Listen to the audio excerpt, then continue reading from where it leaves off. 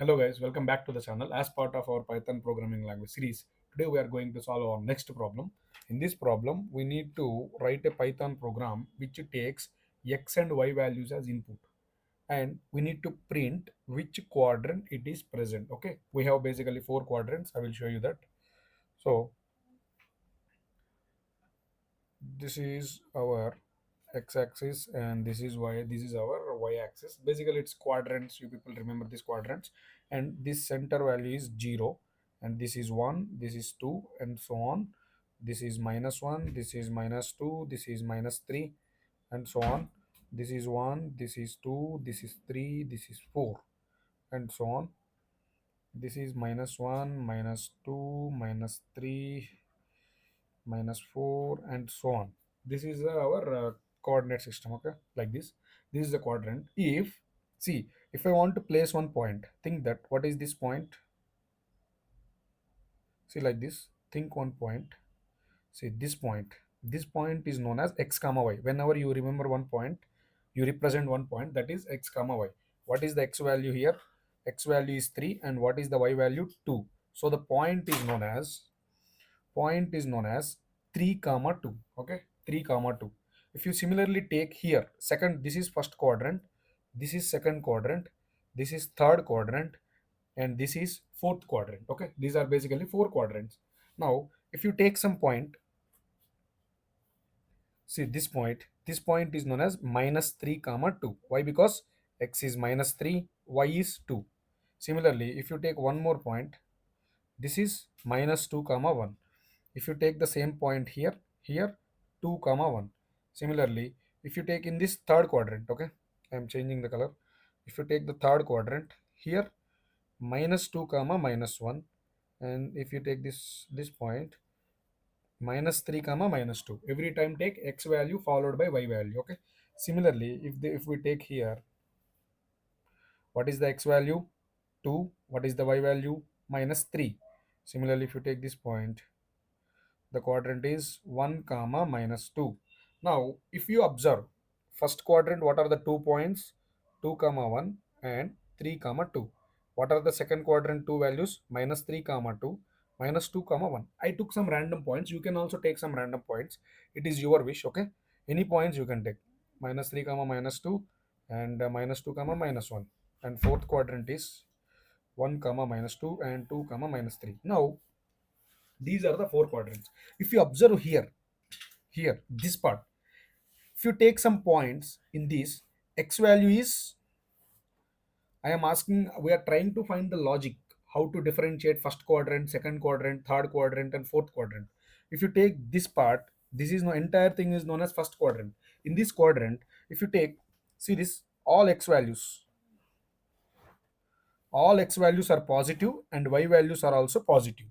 So if both are positive, x positive, y positive, then it belongs to first quadrant. Now think second quadrant. Okay, this part.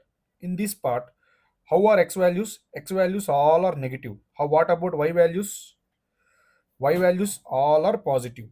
If x is negative, x values are negative and y values are positive, then it is known as second quadrant. Now come to third quadrant.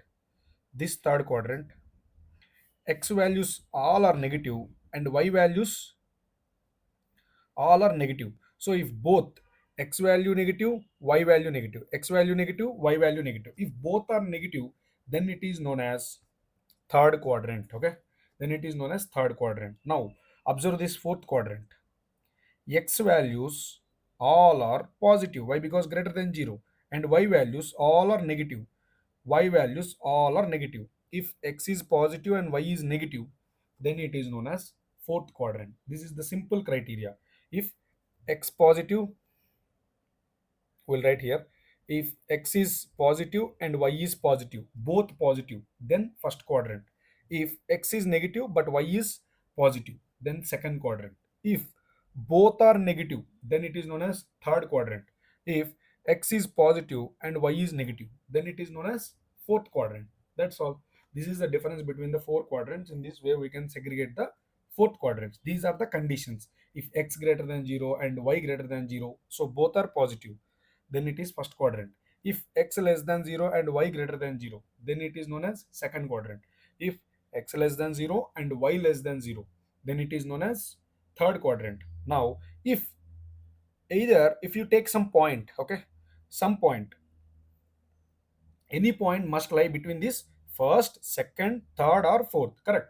It must be in either in one of these. If first one fail, second one fail, third one fail, then it must be in fourth quadrant. What I am telling means, here we will use else if. Why? Because we have more than two conditions.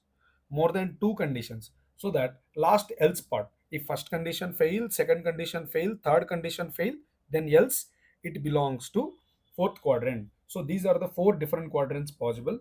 So this is the flow. Now, before writing the code or understanding the algorithm, first we need to understand what is the input. Okay, input is x value and y value. We will get two values as input. And what is the output? Either 1, 2, 3, or 4. First quadrant, second quadrant, third quadrant, or fourth quadrant. How to differentiate? First we will take the input x. It is an integer, so int of input of, so we'll take integer. Similarly, y also int of input of. We got the input. Next, if if x greater than 0 and y greater than 0, if both are greater than 0, what is the case? If x greater than 0, y greater than 0, both are condition greater than 0, then we will print it as first quadrant. Now again, else if x less than 0 and y greater than 0. X less than 0 means x is negative, y greater than 0 means y is positive. Then what is the quadrant? It is known as second quadrant. Second quadrant. So while writing the code, observe how I am giving the space, these indentations, these semicolon, sorry, these colons. So you should understand the style. If you don't know what is meant by indentation, there is a video in our playlist. You can follow once. So again, if x less than 0 and y less than 0, both are negative. In this case, what we need to print? We need to print its third quadrant, okay? Else, if these three conditions fail, means by definitely it should be in fourth quadrant. So that I will print it's a fourth quadrant, okay? That's all. This is a simple code. Just we need to explore the else if, how to write. Or you need to learn how to do the condition, how to keep the condition. If you can understand how to write the condition, you already completed the video, okay? Now we'll try to code this and we'll see the output.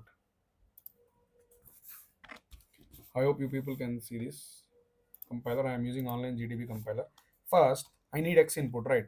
So by default, x value cannot be 1.2, 1.3 something. So that I'm using integer. For every word you are using in the code, you must know the reasoning, or else you may not get it properly. I am asking the user to enter x value. Okay. So he will enter the x value. Y is equals to int of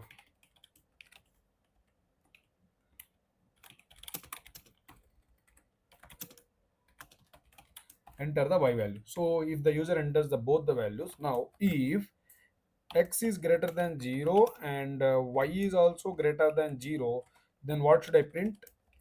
I should print that it's first quadrant. So quadrant 1 I am telling. Now else if x less than 0 and y greater than 0. Now this one belongs to quadrant 2. Am I right? Now similarly, else if x less than 0 and y less than 0, in the both are less than 0, then what is the case? Print it's a quadrant 3. Am I right? Now if three condition fails, then what is the case?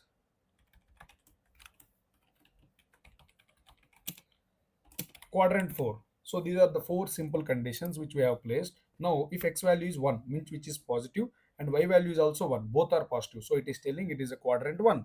If both are negative, let's see one case, -1 and -1, what it should print? It should print third quadrant. Why? Because both are negative, so it is printing third quadrant. Hence our program is right. You may write some different conditions. If it is x greater than 0 and y less than 0. So here you will print quadrant 4 and here quadrant 3.